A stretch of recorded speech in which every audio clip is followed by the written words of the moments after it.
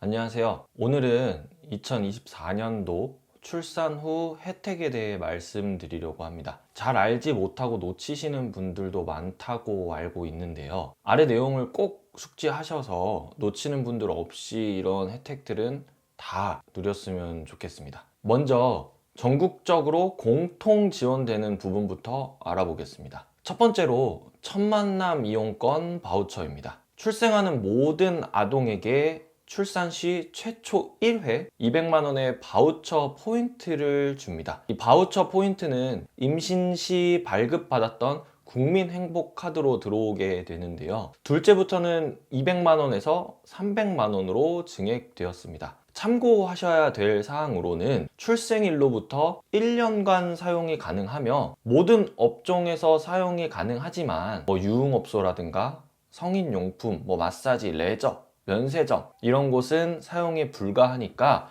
참고하시고, 저희 같은 경우는 온라인에서 이제 아기용품들을 사야 될 일이 많잖아요. 그럴 때 이제 딜 뜨면 그 바우처로 구매를 했었습니다. 두 번째로는 부모급여입니다. 부모급여는 24년부터 70만 원에서 100만 원으로 증액이 됐는데요. 만 0세 아동에게 지급이 됩니다. 23년 9월생인 서한은 23년 9월, 10월, 11월, 12월에는 70만 원을 받다가 24년 1월부터는 자동적으로 100만 원이 지급되고 있습니다. 이후 만 1세 아동에게는 월 50만 원이 지급이 되고요. 만약에 어린이집이나 이런 보육기관을 이용하신다면 이용하시는 금액을 차감 후 금액이 들어오게 됩니다. 월 100만 원씩 1년 동안 들어오니까 이 금액으로 아이 적금 하시는 분들도 계시고, 또는 아기 기저귀라든가 분유라든가 한 달에 들어가는 고정 이런 용품들을 사시는 분들이 꽤 있다고 하네요. 세 번째로는 양육수당입니다. 양육수당은 보육기관을 다니지 않고 집에서 양육하는 아이에게 지급되는 수당인데요. 양육수당은 위에서 말씀드린 부모급여와 중복 지급되지 않고 부모급여가 끝나는 24개월부터 지급이 되는데요. 최대 86개월까지 월 10만 원이 지급됩니다. 그리고 네 번째는 아동수당입니다. 아동수당은 만 8세 미만, 즉 95개월 미만까지 월 10만 원이 지급이 됩니다. 아동수당은 부모급여 그리고 양육수당을 받고 있어도 중복으로 지급된다는 점 참고해 주시고요. 다섯 번째로는 산모 신생아 건강관리 지원 사업입니다. 이 정부에서 산모의 산후 건강관리와 신생아 관리를 위해 시행되고 있는 사업인데요. 이 지원은 소득 그리고 태아 유형, 지역마다 다르지만 제가 살고 있는 경기도는 24년 기준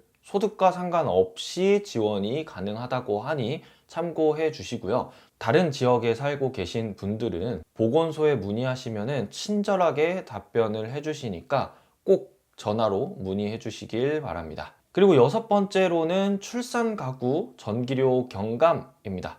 이 부분을 잘 모르시는 분들이 많은데요. 출생일로부터 3년간 전기세의 월 30%를 할인해 줍니다. 단 월 16,000원 한도 내에서 할인 적용이 되는데요.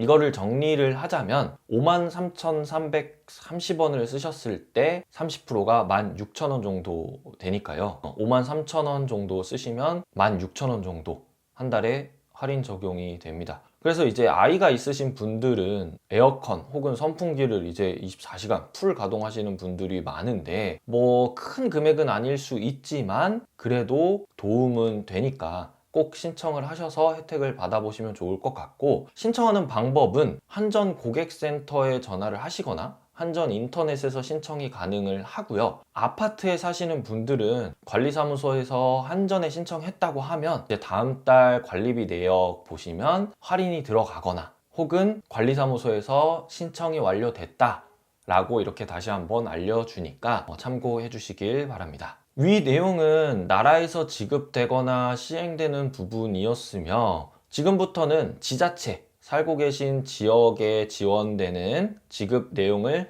간단하게 말씀드리겠습니다. 이 부분은 지역마다 시행하는 지자체가 있고 안 하는 지자체가 있으니까 이것 또한 보건소에서 번호에 문의를 하시면 친절하게 답변을 해줄 겁니다. 첫 번째로 출산 장려금, 출산 지원금입니다. 말 그대로 아이가 태어났을 때 주는 지원금인데요. 이 부분도 지자체마다 금액의 차이가 큽니다. 어디는 정말 많이 주기도 하고 어디는 안 주기도 하고 조금 주기도 하는데, 이 부분도 보건소에 꼭 문의를 하시면 바로 알려드릴 겁니다. 저희 같은 경우는 출생신고를 할 때 주민센터에 방문하니까 자동적으로 저희 하나부터 끝까지 다 사인하고 이름하고 주소 확인하고 한 번에 신청을 해 주셨습니다. 그리고 그 외에 출산 시 출산 축하용품을 주는 지자체도 있는데요. 저희는 일반 쓰레기 봉투를 20리터짜리 50개 정도를 줬습니다. 처음에는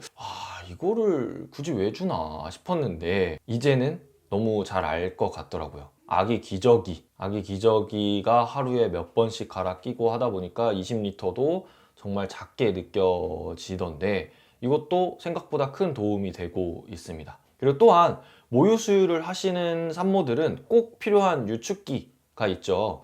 유축기 대여도 진행해주고 있는데요.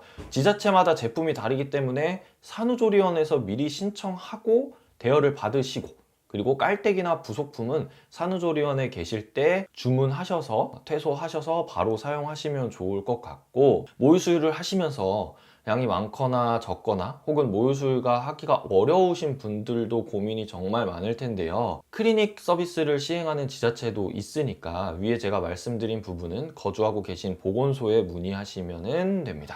이렇게 24년 출산 후 혜택에 대해 말씀을 드렸는데요. 제가 위에 말씀드린 부분 이외에도 저소득층을 위한, 그리고 미혼모를 위한, 그리고 등등 다양한 혜택들이 있으니 자세한 내용은 유튜브도 그리고 제가 말씀드리는 부분들도 정확하겠지만, 정말 완벽하게 알아보시기 위해서는 주민센터나 그리고 거주하고 계신 보건소에 문의하시면 하나부터 열까지 다 알려주실 겁니다. 이렇게 저출산이 심해지고 있는 상황에서 이런 지원은 아이를 키우고 있는 저로서, 아빠의 입장으로서 정말 도움이 되는 거는 확실합니다. 그래서 다음에도 육아에 도움이 될 만한 내용을 가지고 이렇게 찾아뵙겠습니다. 구독과 좋아요 부탁드립니다.